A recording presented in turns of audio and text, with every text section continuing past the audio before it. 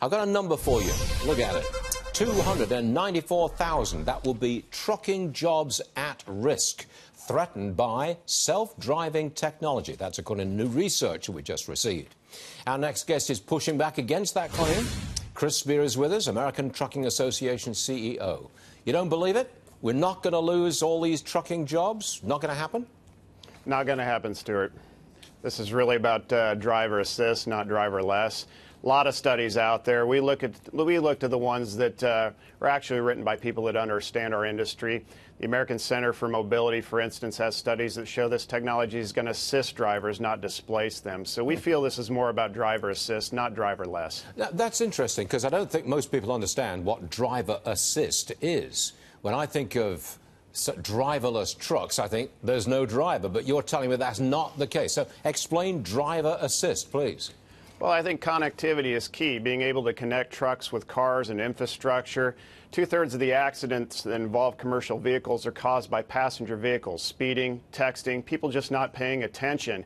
They're hitting the back of our trucks. Connectivity could be a real solution, an enabler for lowering the 40,000 highway fatalities that we endure every year, tragically.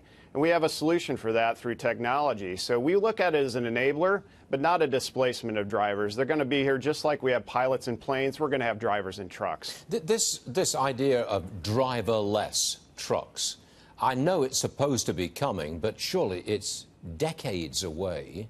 Or is it? Is it decades away? I think it's decades away. Look, commercial vehicles are 4% of the volume on the highway.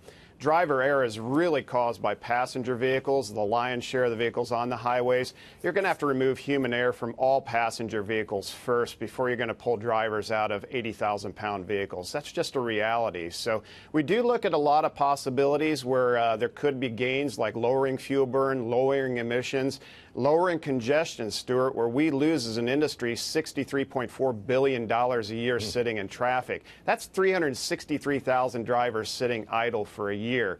So connectivity and technology could alleviate that. That could be a very good thing. But again, we believe this is about driver assist, not driverless. Okay. Chris, I know you've seen the same reports that we've seen, that there is a trucker shortage, a shortage of truck drivers. I think it's because it's hard to find people who have a clean license, you know, drinking and smoking dope and all the rest of it. Am I right? You are right, and it's putting a lot more demand. The economy is great, but it also brings to the surface issues that we've known about for quite some time, which is the driver shortage and technician shortage, for that matter. And we really need to be looking beyond the hood, 5, 10, 15 years out, about how we're going to attract talent. We need to be looking at 18 to 21-year-olds. I don't know if you knew this, Stuart, but 48 states out of 50 allow an 18-year-old to drive a Class 8. They just can't cross state lines. So if we can train military people at age 18 to go fight our wars, I'm pretty sure we can teach them how to cross state lines. Last one. What do you do when you've got recreational marijuana legal in several states? What do you do about that? Can you hire a driver who has any history of using marijuana, whether you feel them safe or not? If they have an accident, you've got liability. You do, and it's illegal.